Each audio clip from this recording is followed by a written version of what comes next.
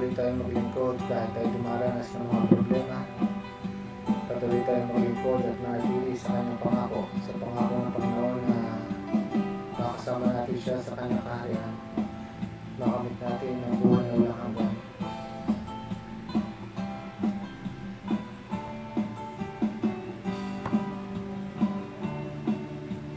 Di ko man makita ang kagandahan ng buhay ko dito sa ibabaw ng mundong magulo. Ako'y patuloy maglilingkod sa Kanya at kailan may di ako mangangamba. Kabiguan man lahat ng aking pangarap, mahal ko sa buhay sa aking mawalay. Ako'y patuloy maglilingkod sa Kanya at kailan may di ako mangangamba. Pagkat aking alam darating ang isang araw, pangarap ko'y matutupad. Walang sino mang hahadlang, ito'y sadyang ibinigay ni Jesus sa akin. Walang hanggang kasiyahan doon sa kalangitan at di pangarap lang.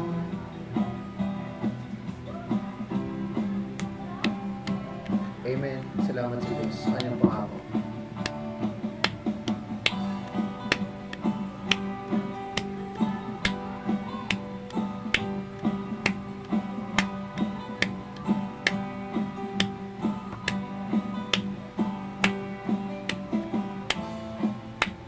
Patuloy tayong maglingkod sa Panginoon.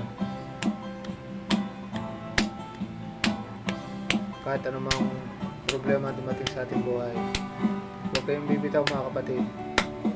Sabihin man nilang ako'y isang panatiko at pagtawanan ng dahil kay Jesucristo, ako'y patuloy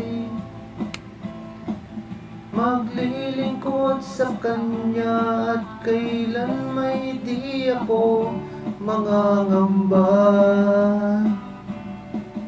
Pagkat aking alam darating ang isang araw, pangarap ko'y matutupad. Walang sino mang hahadlang, ito'y sadyang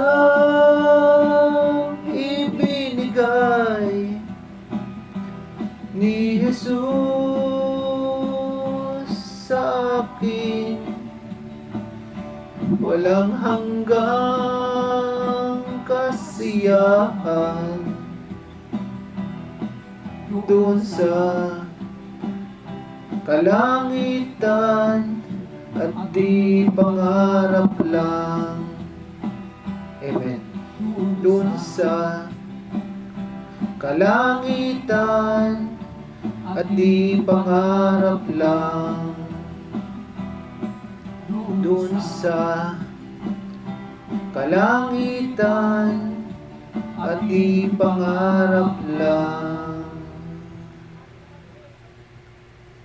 Amen. Purihin ang Panginoon. Tunay nga na hindi pangarap lang. Darating ang Panginoon sa pagbabalik ng Panginoong Hesus. Tayong mga mananampalataya sa Kanya at sumusunod sa Kanyang kalooban ay makakasama niya sa kanyang kaharian. Kaya manatili tayong maglingkod sa kabila ng mga pagsubok, kahit tayo pagtawanan ng mga tao. Huwag tayong susuko, huwag tayong panghinaan ng loob. Lagi tayong manatili sa pangako ng Panginoong Hesus na darating ang araw na makakasama niya tayo sa kalangitan, makakasama niya tayo sa kanyang kaharian. Purihin ang Diyos, purihin ang Panginoon. Inuulit ko mga kapatid, huwag tayong bibitaw, kapit lamang sa Panginoon. Ano mang problema ang dumating, huwag kayong kakapit sa patalim. Kumapit lang sa dakilang Diyos na buhay, sa ating Panginoong Hesus Kristo. Purihin ang Diyos ngayon magpakailanman. Amen.